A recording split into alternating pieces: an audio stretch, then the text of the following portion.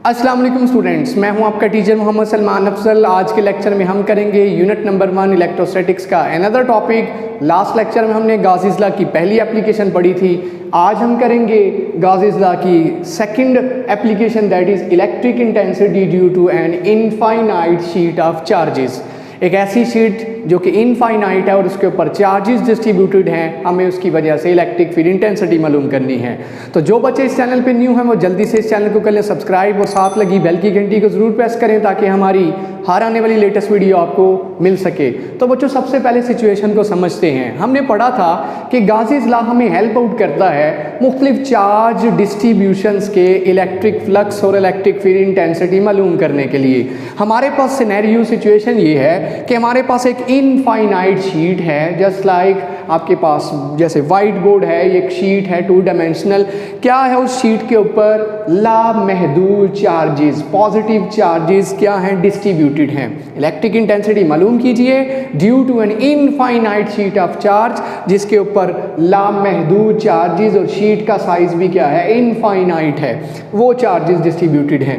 हमें क्या मालूम करना है? इसके करीब करीब दाएं और बाएं साइड पे करीब करीब इलेक्ट्रिक इंटेंसिटी मालूम करनी है due to the charges which are distributed on that particular sheet. वो जो शीट है जिसके ऊपर चार्जेस डिस्ट्रीब्यूटेड हैं, उन चार्जेस की वजह से हमें दोनों तरफ इलेक्ट्रिक फील्ड इंटेंसिटी मालूम करनी है। कुछ इस तरह से कि फ़र्ज़ कीजिए ये शीट है, इसके ऊपर पॉजिटिव चार्जेस स्प्रिंकल्ड हैं, पॉजिटिव पॉजिटिव पॉजिटिव, और शीट दाएं इस तरफ भी नज़र आ रही है, पॉजिटिव चार्ज इस तरफ भी नज़र आ रहा है। मुझे इस जगह पे और इतने ही फासले उस जगह पे इलेक्ट्रिक फील्ड इंटेंसिटी मालूम करनी है।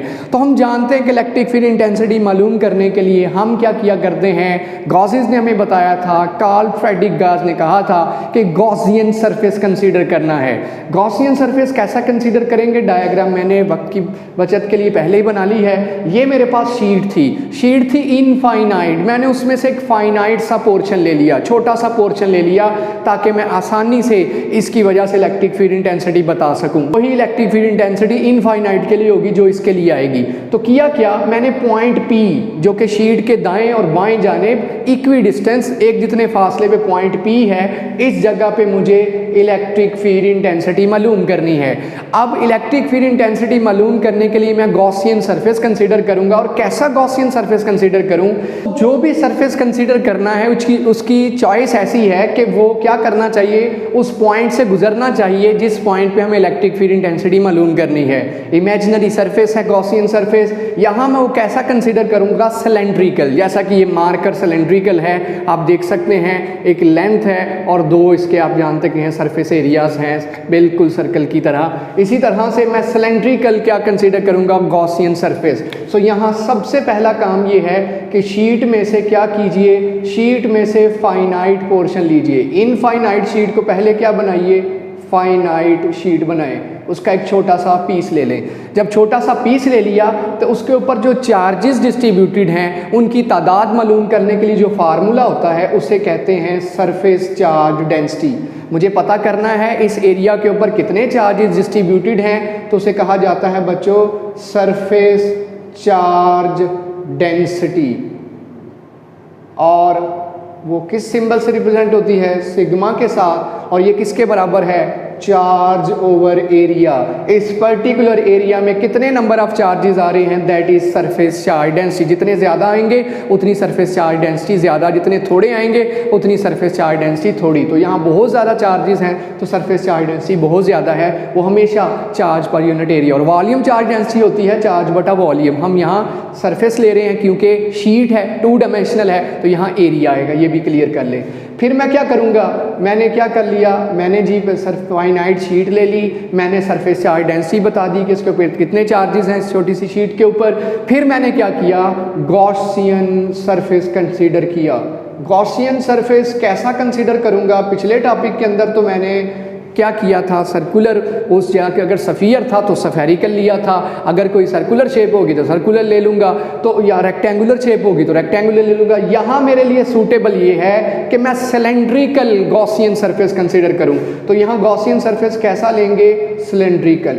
और सिलेंड्रिकल कैसे लेना है कि वो cylindrical Gaussian surface cylindrical surface क्या करे, उसके दोनों सिरे उन पॉइंट्स को ऑक्यूपाई करें, पॉइंट को कवर कर रहे हों दोनों उसके एंड्स, जबकि बाकी सारा उस शीट में से गुजर के आ रहा हो। बिल्कुल ऐसे ही जैसे आपके पास ये डस्टर है तो डस्टर के आर पार ये क्या गुजर है, सिलेंडर, तो ये इसके सरफेसेस आ गए, ये दो एंड्स इसके सरफेसेस हो जाएंगे और ये एरिया इसके बिल्कुल दरमियान में आ जाएगा इस पॉइंट पे। और बिल्कुल इसी तरह से इस पॉइंट पे मुझे क्या मालूम करना है, इलेक्ट्रिक फील्ड इंटेंसिटी। सो मैंने गॉसियन सरफेस अपनी सहूलत के लिए कैसा कंसीडर कर लिया, सिलेंड्रिकल, जो इजी रहे, जो आसानी से मुझे इवेलुएट करके दे दे।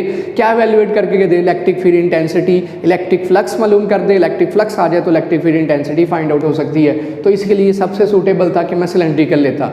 अब ज़रा इसको गौर से देखिएगा, देखिए बच्चों कितने सरफेसेस यहाँ हमें नज़र आ रहे हैं, 3 सरफेसेस आपको नज़र आ रहे होंगे, सरफेस 1, सरफेस 2 और ये एक कर्व्ड सरफेस 3। 3 सरफेसेस हैं जिनका रोल है इलेक्ट्रिक फ्लक्स के अंदर। 1 इसको अगर कहेंगे, अगर इसको कहेंगे 1 तो ये 2 हो जाएगा। ये फर्स्ट 1 सरफेस है जिसमें से electric flux, electric field lines गुजर रही हैं और इलेक्ट्रिक फील्ड लाइंस का गुजरना हम जानते हैं इलेक्ट्रिक फ्लक्स कहलाता है। ये इस सरफेस का रोल है इलेक्ट्रिक फ्लक्स के गुजरने में, इस सरफेस का रोल है, और ये एक कर्व्ड सरफेस है। सबसे पहले इस कर्व्ड सरफेस की बात करते हैं, आया वाकई ही इस कर्व्ड सरफेस का इलेक्ट्रिक फ्लक्स में रोल है, क्या इसमें से इलेक्ट्रिक फ्लक्स है कि नहीं है, ज़रा गौर करिएगा। अगर मैं इसको बाहर ड्रॉ करूँ तो ज़रा देखें, ये कर्व्ड सरफेस शीट के ऊपर है। कर्व्ड सरफेस कहाँ पे है, शीट के ऊपर है। इस पॉइंट को ज़रा मैं बताने लगा हूँ, मैं कर्व्ड सरफेस के रोल बताने लगा हूँ। आया इस कर्व्ड सरफेस का इलेक्ट्रिक फ्लक्स में रोल है या नहीं है। Electric flux due to curved surface, curved surface की वजह से इलेक्ट्रिक फ्लक्स इसके बराबर होगा। आइए इसे फ्लक्स 3 का नाम देते हैं। अब ज़रा गौर करें, फ्लक्स का फार्मूला, फ्लक्स की डेफिनेशन से क्या है, ई ए या E dot A vector form में, जब इसे खोलेंगे तो क्या आना है, ई ए कॉज ऑफ थीटा। अब ज़रा गौर करिएगा, ये जो कर्व्ड सरफेस है, कर्व्ड सरफेस है, कर्व्ड सरफेस के लिए तो हमने इलेक्ट्रिक फ्लक्स पढ़ा ही नहीं, हमने तो फ्लैट सरफेसेस के लिए पढ़ा है। तो अगर मैं इसे छोटे छोटे पोर्शन कंसीडर करूं तो ये फ्लैट ही होंगे, flat flat flat flat flat flat flat flat flat surfaces मिलके ही तो कर्व्ड सरफेस बन रहा है। तो ज़रा गौर करें, यहाँ पे ई और ए का आपस में बाहम क्या जाविया है, गौर करिएगा। इलेक्ट्रिक फील्ड लाइंस दाएं और बाएं जा रही हैं, पॉजिटिव चार्जेस की वजह से इलेक्ट्रिक फील्ड लाइंस बाहर की तरफ निकलती हैं, इलेक्ट्रिक फील्ड लाइंस बाहर की तरफ जा रही है, इलेक्ट्रिक फील्ड इंटेंसिटी इस तरफ है।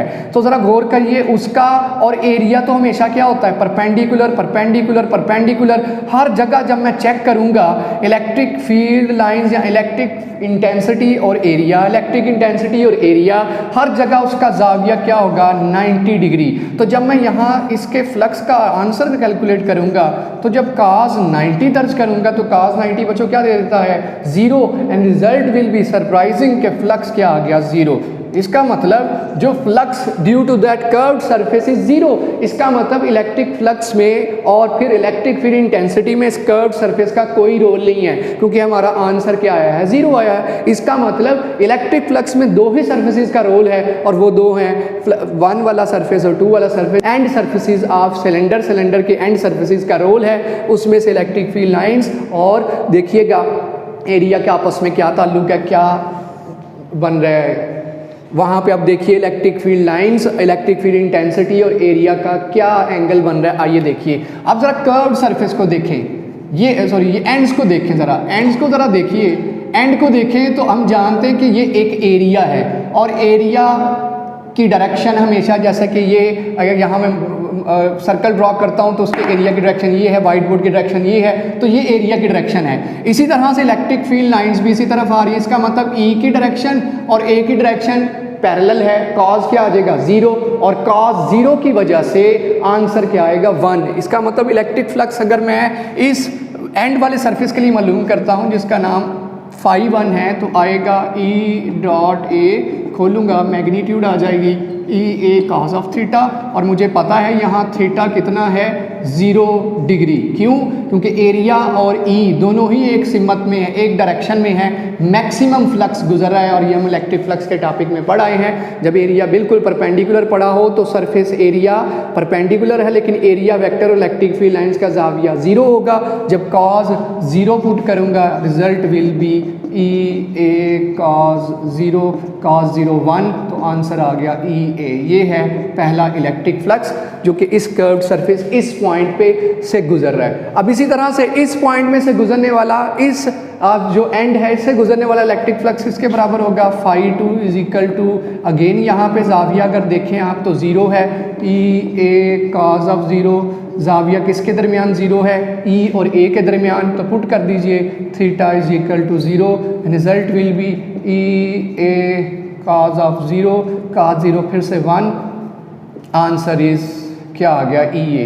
तो अगर यहाँ मैं टोटल फ्लक्स मालूम करूँ इस फाइनाइट शीट की वजह से, दाएं बाएं इधर टोटल फ्लक्स इसके बराबर आएगा। तीनों एरियाज़ के फ्लक्स को ऐड कर दें, फ्लक्स φ1 φ2 φ3, टोटल फ्लक्स आ जाएगा। तो बच्चों करते हैं टोटल फ्लक्स फाइंड आउट। तो टोटल फ्लक्स किसके बराबर आ जाएगा? टोटल फ्लक्स जिसे φe के साथ रिप्रेजेंट करेंगे, total flux is equal to φ1 plus φ2 plus φ3। तो φ1 का आंसर कितना है? ई ए। φ2 का आंसर कितना है? ई ए। φ3 का आंसर कितना है? 0। तो ये आंसर आ गया 2EA। ये आपके पास टोटल इलेक्ट्रिक फ्लक्स आ गया due to this finite sheet. और कहाँ पे इसके करीब ही जो पॉइंट कंसीडर किया था उसमें से गुजरने वाला इलेक्ट्रिक फ्लक्स आ गया। इलेक्ट्रिक फ्लक्स किसके बराबर है जो हमें बताया था किसने? गॉसेस ने, कार्ल फ्रेडरिक गॉस ने। और वो फार्मूला क्या था कि फ्लक्स किसी भी क्लोज स्ट्रक्चर की वजह से वो किसके बराबर होता है? Flux is equal to 1/ε0 times the total charge enclosed, total charge जो इसने इनक्लोज किया। बताइए इस स्ट्रक्चर ने कितना चार्ज इनक्लोज किया है? वो स्टार्ट में मैंने बताया था sigma is equal to charge बटा एरिया। ये चार्ज है जो इसने इनक्लोज किया हुआ है, total charge enclose by that surface. अब जरा देखिए सरफेस चार्ज डेंसिटी से मैं क्या टोटल चार्ज बता नहीं सकता? टोटल चार्ज यहाँ से किसके बराबर होगा? ये एरिया उधर जाके मल्टीप्लाई होगा सिग्मा ए। इसका मतलब टोटल चार्ज जो इस फाइनाइट महदूद सी शीट ने कवर किया हुआ है वो है किसके बराबर? सिग्मा ए के। ये आपके पास इलेक्ट्रिक फ्लक्स आ गया टोटल। ये इक्वेशन नंबर 2 बन गई। अब क्या करें? ये वैल्यू उठा के इक्वेशन नंबर 2 से इक्वेशन नंबर 1 में पुट कर दें। टोटल फ्लक्स का कोई वैल्यू यहाँ लेफ्ट साइड पे पुट करेंगे तो फार्मूला रिलेशन क्या बन जाएगा? रिजल्ट्स आपके सामने होंगे। क्या रिजल्ट्स बनेंगे? लेफ्ट साइड की इक्वेशन नंबर की क्या होगी? पुटिंग 2 in 1, तो क्या बनेगा? 1/ε0 times sigma A is equal to 2EA। तो बच्चों क्या कटिंग होगी? एरिया सिमिलर क्वांटिटीज़ दाएं बाएं हैं, कैंसिल आउट कर दें। मुझे क्या मालूम करना है? E 2 उधर मल्टीप्लाई हो रहा है, इधर आप क्या कर जाएगा? σ/2ε0 is equal to E and result will be σ/2ε0।